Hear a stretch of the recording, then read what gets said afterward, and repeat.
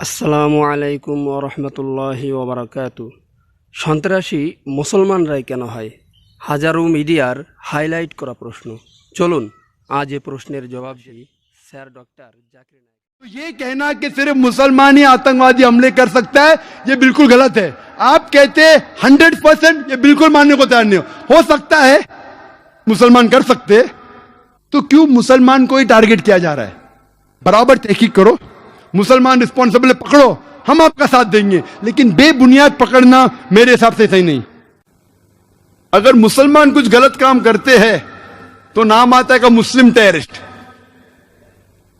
बाकी कौन गलत काम करता है तो उसे इलाके से जाना जाता है। मुसलमान चाहे यूएसए में हो, सऊदी में हो, यूके में हो या इंडिया में हो, तो मुसलमान जैसा पहचाना जाता है। अच्छे काम किए तो कहेंगे इंडियन ने अच्छे काम किया, मुसलमान ने नहीं। इंडियन को नोबेल प्राइज मिला, मुसलमान को नहीं। तो डबल स्टैंडर्ड्स क्यों? मैं ये नहीं कहता हूं कि मुसलमान ने आतंकवादी हमले नहीं किए। कोई भटके हुए मुसलमान हैं जो किए होंगे, मैं ये नहीं कहता हूं कभी नहीं किए, ये बिल्कुल गलत होगा। लेकिन मीडिया में जब फ्रंट पेज पे आएंगे अक्सर मुस्लिम टेररिस्ट, जैसे बाकी टेररिस्ट कौन है ही नहीं, इस देश में सिर्फ मुसलमान ही टेररिस्ट है। जब तहकीक करते पता लगता है कि सिख टेररिस्ट भी है, बिंदनवाला ग्रुप, और ये सिख टेररिस्ट ने 5 जून सन 1984 में उन्हें गोल्डन टेम्पल को कब्जा किया। इंडियन आर्मी फोर्स जाती है, उनको बाहर निकालती, 100 लोग की हत्या होती है। उसके चंद महीने बाद 31 अक्टूबर सन 1984 में उस टाइम के प्रधानमंत्री राजीव गांधी की माता श्रीमती इंदिरा गांधी की हत्या होती है। उसके खुद के सिक्योरिटी गार्ड उसकी हत्या करते हैं। आता है पेपर्स में security guard assassinated Shrimati Indira Gandhi. कौन था? सिख था। आज भी आप वेबसाइट पे जाएंगे, आपको यह नहीं मिलेगा कि सिख टेररिस्ट ने अटैक किया। Personal body guards of Shrimati Indira Gandhi ने उसकी हत्या की। आप असम में जब जाएंगे, असम में एक टेररिस्ट ऑर्गेनाइजेशन है ULFA, united liberation front of Assam. बहुत खतरनाक है।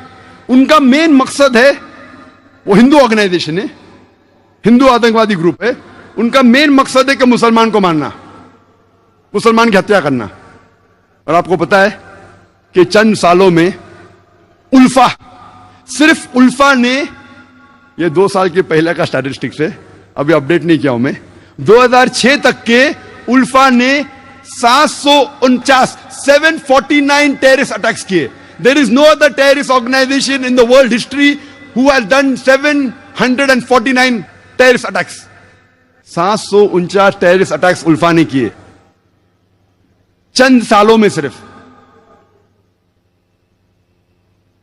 हम पढ़ते ही नहीं पेपर में, हमें पता ही नहीं।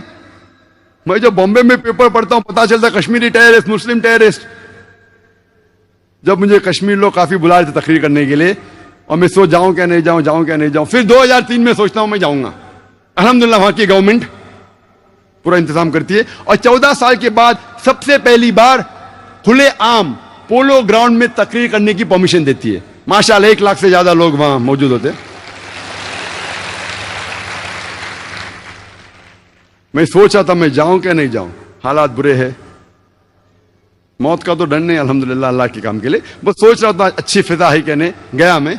फौरन गवर्नमेंट ने मुझे 2 पुलिस ऑफिसर दिए स्टैंड गन के साथ। मैं वहां गया, तकरीर किया, चीफ मिनिस्टर से मिला, गवर्नर ने मुझे बुलाया डिनर के लिए, ब्रेकफास्ट के लिए, काफी मिनिस्टरों से मिला।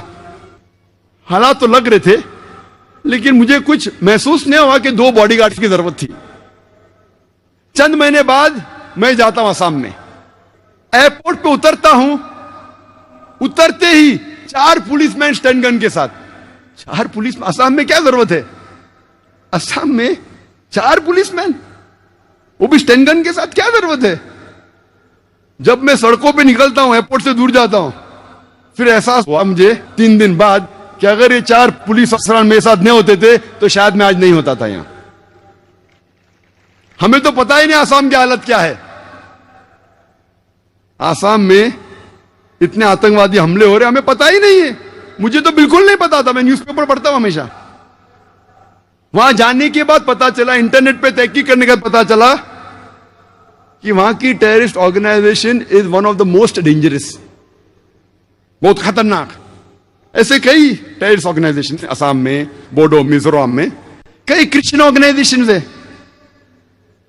Meso Christians, Christians of Naga, वो भी आतंकवादी हमले करते। और एक हमला किया था 2 अक्टूबर को, 2 तारीख अक्टूबर के सन 1984 में 44 हिंदू लोग का कत्ल करते ये क्रिश्चियन ऑर्गेनाइजेशन, और कई लोग को जख्मी करते।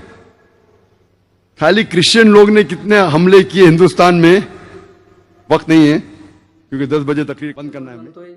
ইনশাআল্লাহ দেখা হবে অন্য কোনো ভিডিওতে। ততক্ষণ সকলে সুস্থ থাকবেন, ভালো থাকবেন।